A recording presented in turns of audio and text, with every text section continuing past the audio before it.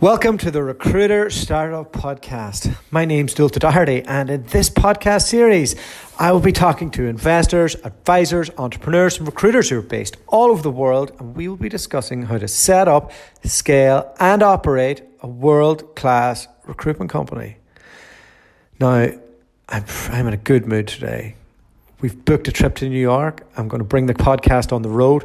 We're going to get a videographer and we're going to do some live shows in New York City. So I'm super pumped about that. And it's been a long road to get to this point.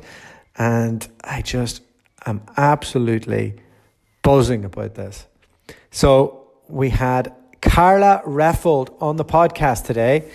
She is the founder of BeecherMadden. They are a cybersecurity recruitment firm based out of the UK and New York City. They were acquired by Nicole Curtin, who she now works for, and we discussed her journey and how she founded, sold the company, continues to build the brand with the help of Nicole Curtin, and has managed to do it in a male-dominated industry of cybersecurity, become a speaker, be a Forbes contributor, and just a really driven, ambitious professional who has kind of done all the stuff that people set out to do. And her next challenge is scaling in the USA. So we went into a bit of detail on that. And Karla was very candid in discussing the challenges that it brings to your personal life, to your emotional state. It's not easy founding and scaling and selling a business, but she's managed to do it. She's managed to come out the other side.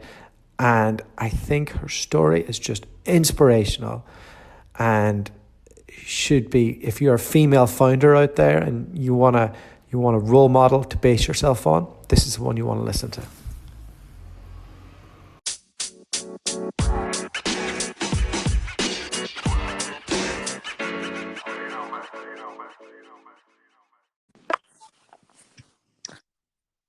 Hi, Karla. How are you today?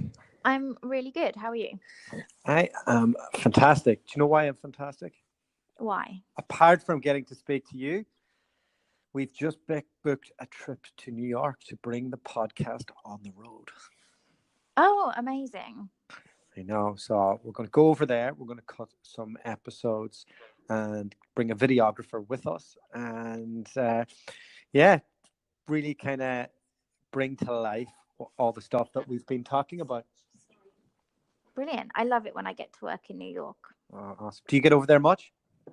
Yes, every month or every 2 months. Oh, fantastic. Okay, well, thanks so much for coming on. I've given everybody a brief rundown into your background, but I suppose what we'd like to do is go back to the start and how you got into recruitment.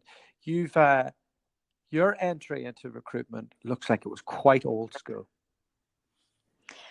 Yeah, I suppose so now. It's changed a lot in the past 10 years or so. So I started because I had friends who were doing it and I thought it would be a great way to make money.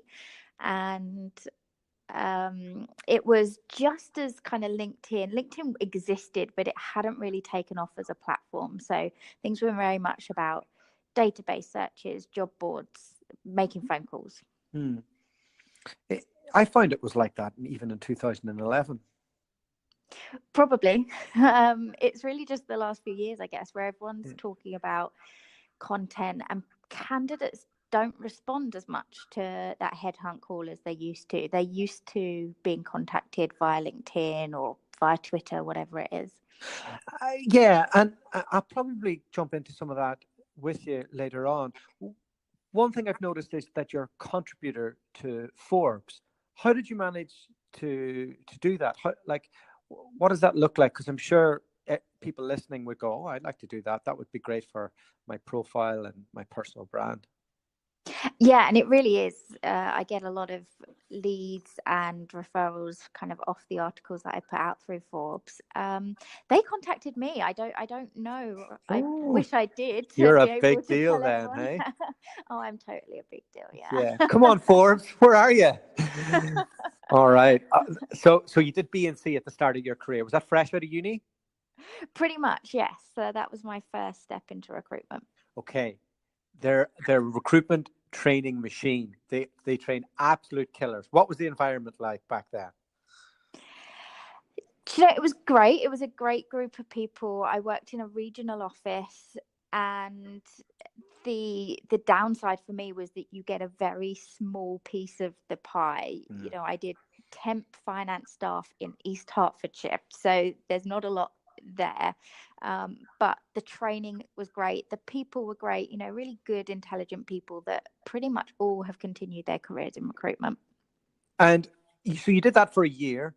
And did what was your next move? Was it an internal move?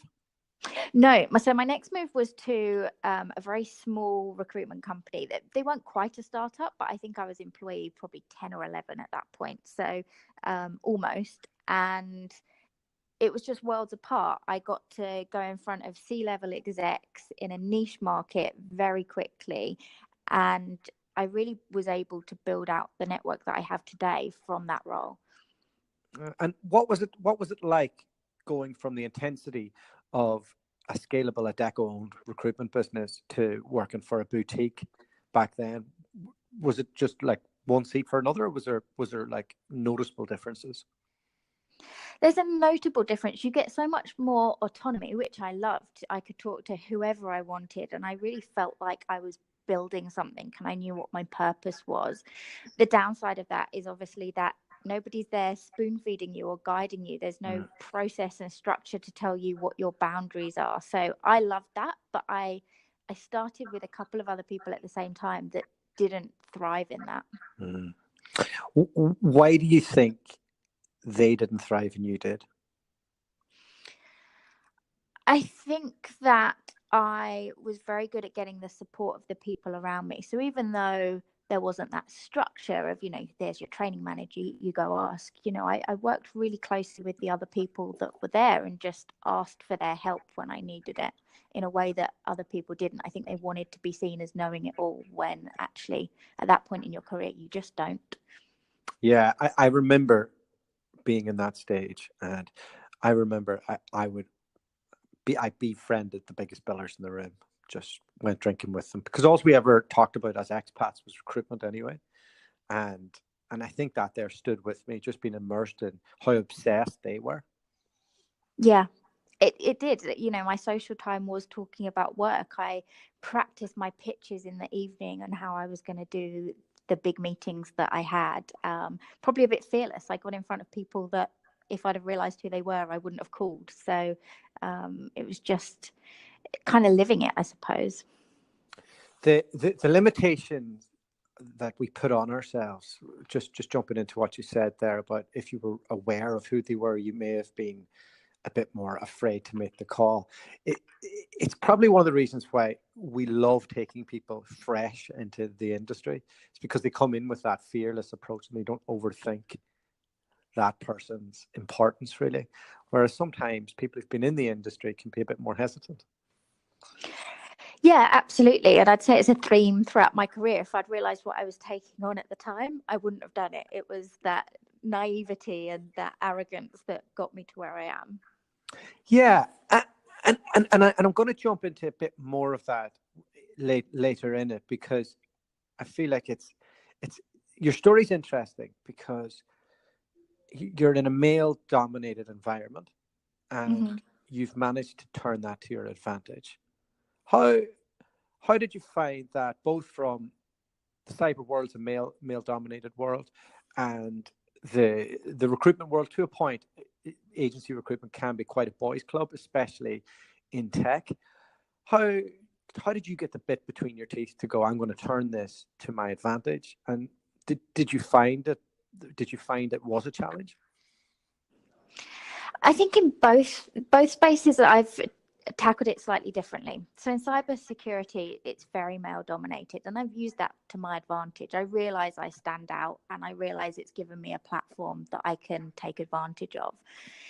In recruitment, you stand out, but you want to fit in, so you adapt slightly differently. And I would say that I've thrived working in male dominated teams, and at many points in my career I've been the only girl in that team.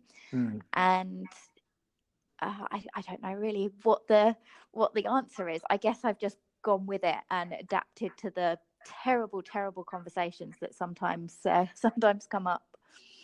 Yeah, and they do. Like it's maybe the world's a wee bit different now. I think maybe people are a bit more sensitive, but I can imagine as you would have been in your 20s when you're starting in recruitment, and you're a high flyer in a room, you probably would have had to bite your lip a few times. Yeah, I think you just have to accept that. Honestly, boys sometimes are disgusting, and you just need to ignore it.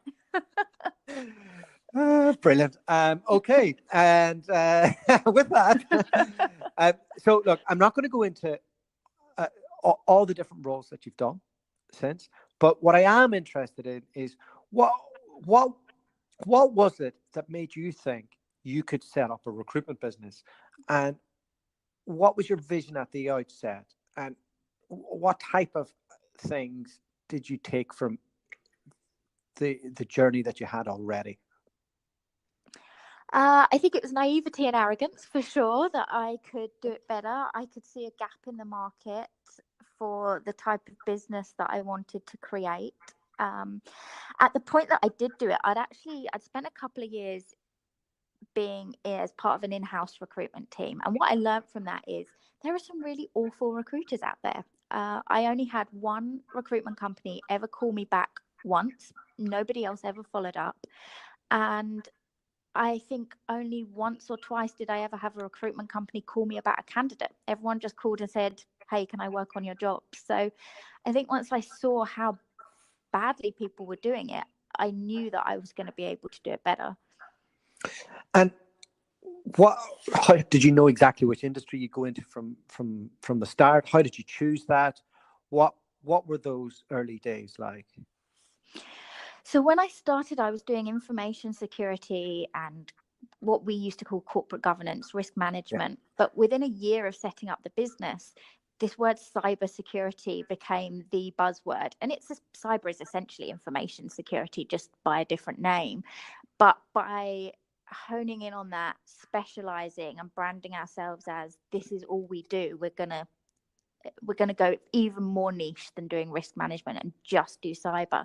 And it took off. And that's where, I always say we're lucky that we kind of hit the market at the right time. Yeah, I was doing IT infrastructure recruitment in that time, and I was in a regional market in Australia, and cyber wasn't happening as much, but I could see that was going to be the major thing. How did you, like, it looks from the outside that you were able to kind of embed yourself in the community as a talker, as a speaker, as a judge, in terms of awards and all the rest. How did that take place? How did you manage to position yourself as, hey, I'm not a cyber engineer, but I'm going to be the authority here? I think there are three things that I've done to get that. So the first one is I've literally just asked. I message people who are doing events and say, hey, would you like me to speak? I'm really clear on what I speak about. So I'm not a cybersecurity expert, but what I am an expert on is recruitment trends and salaries and career advice within that space. So I stay in my lane. Okay. And then the third thing is that I started my career at talking to quite senior people who are now really, really senior. So my network's grown up with me, and those people are in a position to bring me with them. So let me bring you back to those early days. You're in internal recruitment. You're slightly out of practice with business development. How did you manage to get it off the ground? And what was kind of like, walk me through what those early days looked like. They were so much fun. We were the new company. We could say how, my big sell was, I'm hungrier than your competition because this is now my life. So that was really, really good fun. I put people around me that were also as good at it. And I stuck to that principle that you're calling to sell the fact that you can find people. So call with something that you can sell. Call with a person. Don't just call and have a chat or ask for jobs. Prove that you're good. Prove that by the people you have. Show product. Yeah. And when you were setting out your vision, it's pretty clear how you're operating and what your USP is. How did you manage to persuade people to join you? Did you have to go get funding? Were you able to kind of get a bit of runway together? How did that there look in the early days? And how long did it take you to get up to that magical point where you have close to 10 people? We self-funded for the first year, and within a year, I'd made enough money to be able to hire 2 others. So one of those was someone I'd worked with before, and one of those was somebody who was totally fresh, but just got it and just got the idea that this could be something really big. Getting up to that 10-person mark was quite easy from there. So really clear strategy. Once we've gone 10 grand over target in a month, we're going to hire the next person. So that meant we were able to scale to that point quite easily. That's a good model. I was wondering how companies do that. How did you come to that 10K mark? Was there an advisor on board to be able to, like, did you have somebody on your exec team that says, look, this is how you do it, or was that just intuitive to yourself? I learned a lot. So in the early days of the business, I learned how to do our accounts and our marketing and everything that goes with running a business. Like, looking back, I probably shouldn't have taken on all those things. But what that meant was I knew that 10 grand was about my risk. It's roughly what it would cost me to hire somebody and keep them employed for 3 months. It's probably a bit more than that these days. So that was where I got the number from. Okay, no, it's really good. It's a question I've asked a lot of people and they weren't able to give me a straight answer. I see a lot of businesses who are just hiring like crazy, without a specific framework in mind.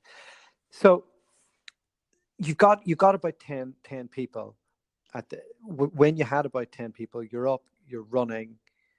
Are you at a point where you're bringing in lots of grads or experienced hires, or how did you find that blend? And how you must be at a point now where you're starting to put your identity into, are you a boutique? Are you going to be a scalable company? Are you going to build to sell the company? How did that all kind of come about? What did that look like? My goal from day one was build to sell. And one of the things that I'd learned from being a part of the previous startup was you get to kind of 10 people, your culture changes, but you probably don't have the processes you need to be a company of that size.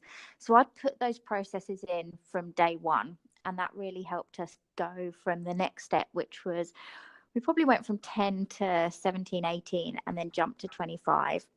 And then you're away to the races. Can you jump into those processes, please? Yeah, so things like I had a handbook, I had induction plans, I had almost a how-to on recruitment we used job order forms. So, you've got it all laid out in front of you when you're taking a brief. And I still use those today. I know that I can forget things. So it's not something you use for training. It's something you just use as part of your process. So I had all of that set up pretty much from day one. So you're up to a point where you've got 25 people. Mm-hmm. Your goal is to sell the company. How do you go about that? Are you using a broker? Are you aware of what you need in terms of temp to perm ratio? Are you looking at what you need to build on your net profit, on your EBITDA? How does that look like from the founder's perspective? And walk us through that journey. So I guess this is where it gets a little bit interesting, because at the point I get to 25 staff, it all starts I What year are we in? So we're in 2016, and I've just had my second baby. I Oh, am man. trying to take maternity leave, but I wouldn't say I've ever actually achieved that. And I'd hired too many people too quickly. My ratio of billing staff to new people was totally off, and I lost my bottle. And we got rid of the people that weren't performing and scaled it back down. And at that point, I'd been introduced to Nicole Curtin through somebody in the industry who were interested in making acquisitions. And I said no. I just dropped everything down, and I felt like we had more to do. And I had learned from some mistakes. I knew how we needed to build it back up. And the industry stuff that everyone tells you about your contract to perm ratio, what your profit needs to look like, how you as an owner, a leader, need to be detached from the business as someone will want to buy you. I didn't have any of that. If I was Nicole Curtin in that scenario, I would have said, okay, we'll not do a full acquisition. We'll help build you up, and then we'll do the rest of the acquisition. Is that what happened? That is exactly what they said, and that's exactly what I said no to. I sort of always looking for an angle, Okay. The investment and support, it wasn't what I needed at the time, and I sort of felt like losing that control wasn't going to be financially worthwhile enough for me to make an exit at that point. Talk to me about being a mom of 2 kids and going through all of this. Like, we've just had 2 kids in 2 years. My wife is coming back to the business next week, but essentially she's had 2 years out of this business. I don't want to play down her role. How did you manage that? Emotionally, it's very hard. From a work perspective, I was sending emails while I was in labor. I was reading contracts the day my first son was born, and I don't know if I should be proud of those things or not. Maybe I should have stepped back a little bit more than I did, but it felt necessary at the time. Well, there's the other emotional thing that mothers beat themselves up about this type of stuff. Like, you're like, oh, I don't know if I should be proud of that. And my wife's always like, oh, look, I feel like I'm not giving them enough all the time. I think it's just from seeing it with her, it's much harder than us men realize how it is. So it blows my mind that you're able to do this. I think nobody, or very few people, will probably have said to you, oh, you're having a second child. What are you doing about work? And, how do you look after your children? Do you feel guilty about leaving them? People don't ask dads those questions. Yeah. And they're really hard. You have to have, like, I have a real belief that I'm doing the right thing for their future. So that's what kind of gets me through. But it is hard when people challenge you in that way. So walk me through the next period of time. And you've gone through tough time. The business has taken a bit of a hit. Your ego has definitely taken a bit of a hit because you were flying up to this point, but you still believe in the vision. You still believe in where you can get to. How did you roadmap the next period to get to the sale? I dug my heels in, and I made some personal sacrifices. So I knew that our US arm of the business, it was about a year or two old at that point. I knew that was going to be where some real growth was. So playing on the mum thing, I left a poorly 6-month-old baby with my parents and went off to the US to do a trip which generated enough business that got us back on track. And that came back to me going back to basics and doing that work, which wasn't part of the vision, but it felt like it was the only solution at the time. And that really got us back on track. Did you have an office in the US at this stage, or were you working it remotely from London?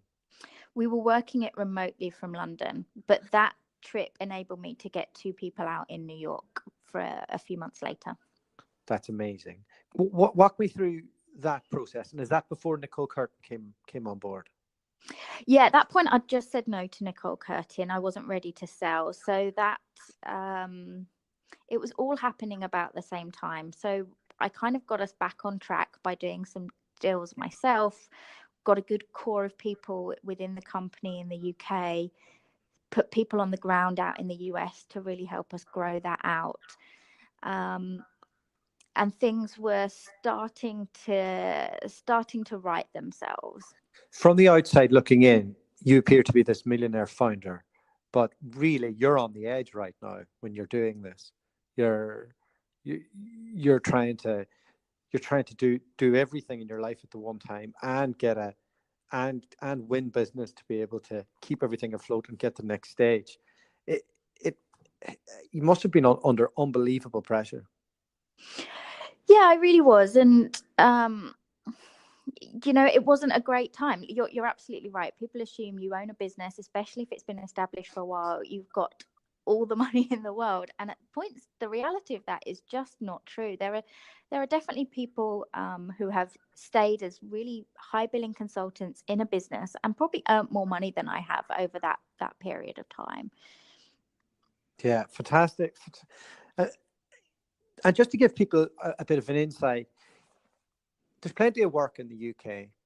Fees are a little bit higher in America and salaries are a little bit higher. And the marketplace is just so much bigger. Was that the driver to get over there? And if you're working that remotely initially, were your consultants working odd hours on the promise that they'd get a move to America? Or how did that kind of unravel itself? At that time, they weren't. I have consultants here now still doing the US market from the UK, and they now do different hours because they want to move. But at the time, they weren't. They were pretty much doing UK hours, and I think we were just in the right space at the right time. People did want to talk to us. We managed our day, we managed our time really well, and it worked out. And I'm really focused on the well-being of the consultants that I have. So the team that I have now doing these odd hours, I hate it. They want to do it, but I really worry about what that means for their energy levels, their personal lives, and how long they can keep that up for. Yeah, it's a grind. I do a bit of it myself. And that process to get registered in America, you must have had to put a bit of capital investment into getting an American entity up and running, or were you running it all remotely until you had that? For the first couple of years, we were registered there. We've been an LLC for about 4.5 years now, but we were running it from the UK. So our initial investment wasn't huge, but yeah, there is an investment, and I think it's harder now to go do that. Yeah, so I looked into it, and you need a minimum of 150 invested USD to get the entity if you want an E2 visa. But I think it's getting harder, and I suppose it just depends on the route. Did you set up your LLC out of New York or out of somewhere that was a bit more tax favorable? I set it up out of Florida, not necessarily on a tax basis, but I used a consultant who used to work for the UK Trade and Industry Body and who had loads of experience helping UK companies break into the US. And they were Florida. So that's why we did Florida. New York and California are horrendous for the corporation tax. So they that's are. that's what I was asking. Okay, so you're back up and running. You've dug your heels in. You've made it work. You've got rid of the dead wood. You've refined things a little bit. What was the process with Nicole Curtin from here again? Were they still saying, "Hey, we're still interested"? A lot changed in my life at kind of the few months after that. I think the pressure made a few things crack, and I got divorced at that point. And I thought, you know what? I don't think I want to sell, but I'm going to go have lunch with them and see where they're at and just keep in touch just in case I change my mind. And their view on what they wanted to do with an acquisition was totally different from when I'd first met them. And what had always kind of had gone through the conversations we'd had, even when we'd decided it wasn't right, was that we were really aligned on our values and how we saw the market. And that came through very strongly. So it suddenly just felt like, actually, this is the right thing at the right time. And the platform they're going to give me to expand the business and do all the things I want to do is here now. So did it feel almost like you were getting a platform and investment rather than selling the business? Yeah, it did feel like that. And On paper, that's certainly not true. um, and but it does feel like that. So technically, I don't own the business right now, and I'm employed, but I very much feel that this is my business. The emotional attachment I have to this is the same as ever. What's your head count at right now? We're at 15 right now and growing. What things changed when you're owned by a larger business from your own standpoint, from a reporting standpoint, from a decision making standpoint, how from a cultural standpoint, like what are the small things that are different now to what it was before? We moved into their offices. So I told the team we were being sold on the Wednesday, and on the Friday we moved into their offices. So it happened really quick for them. I didn't want to give them a lull where they were worrying. And we've kept our own identity, but it is nice being part of a bigger sales floor. It's nice to have incentives that are then group wide rather than company wide. So instead of having a lunch club with a couple of us, it's a lunch club with 10 people, and those sort of things make it a lot more fun and give us a lot more internal competition as well. We want to be the best company within the group. Who gets to pick the best grad who comes through the door? How does that work? Do you know, this is so topical? Yeah, I bet it is. Yeah. Because we're arguing about this a lot at the moment. So Yeah. we've had to we put some processes in place in the group. Yeah. So we ask people before they come in which brand they prefer, and we prioritize which brand has the greatest need to hire at that point. So we're trying to keep it fair. So Nicole Carton, for anybody listening, their specialism isn't as niche focused, isn't that right? They're more generalist in terms of IT. Yeah, we've got some plans on how that changes, but Nicole Curtin focus on technology into banking and fintech. Right. Okay. Quite a broad spectrum, though, isn't it? Yeah, it is, and they have a different proposition for people joining. Big corporate accounts and a slightly different way of working. And then there's another company in the group called District 4, which are again slightly different, and they do DevOps recruitment. So they work with up and coming fintechs and startups. So we all have a slightly different view on what we offer and why someone would want to work for us. Obviously, I'm the best. Obviously. So how do you get that grad on board? Do you know what? It's a great story to be able to say you're working for the founder who grew a business and sold it, who writes for Forbes and is a judge in the industry. They're really good selling points. And I have a great team as well. It's a great team to be a part of. Good on you. Tell me, what's next for you? America domination. Oh, domination. Domination. $13 billion industry. Karla Reffold, here she comes. Well, I only want $50 million of it. Okay. You guys can share the rest. But all right. Yeah. Yes. Walk me through what that looks like. Like how are you going to make it in America from a point where you have two people right now to and your team over in the UK? What does that look like?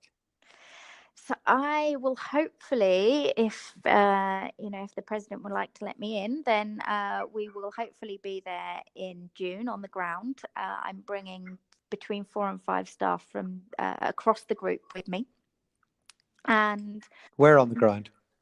I'm going to have a couple of people in New York, and I'm going to be in DC. So a lot of the cyber talent is in DC. So we're going to build that out as a real hub. And I'm going to use all the lessons I've learned, all the mistakes I've made from having done this for the past 8-10 years, try and make different mistakes and do it on a bigger scale quicker. Our goal is 50 million in 5 years with 100 staff. Wow. Okay. So when you look at the market, is there somebody that you're basing their success on that you think you can replicate? Somebody's done it from the UK already? No. Maybe I should. That's probably good advice. I think the ones who've done it have all come from S3 in terms of like their companies have, like the Frank Group have, GQR have, Faden have, and there's a few others, but your culture sounds like it's quite different.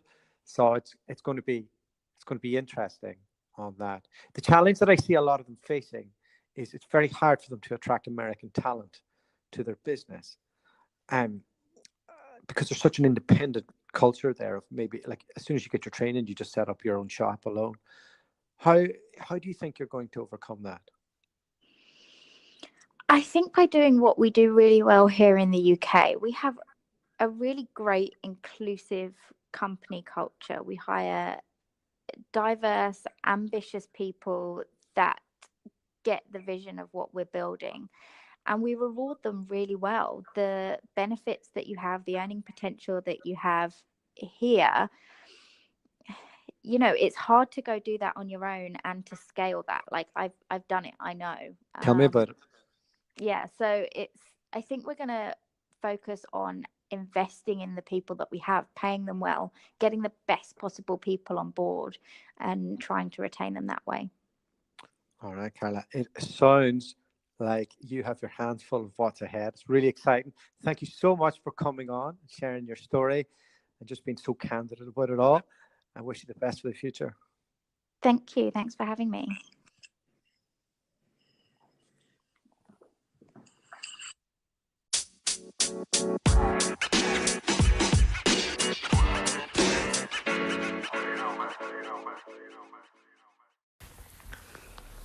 What an interesting episode that was. Karla is such an impressive founder, and I think we could all learn a lot from listening to her journey. So big thanks to Karla for coming on and sharing that, and sharing her personal experiences and the ups and the downs, and just being really candid.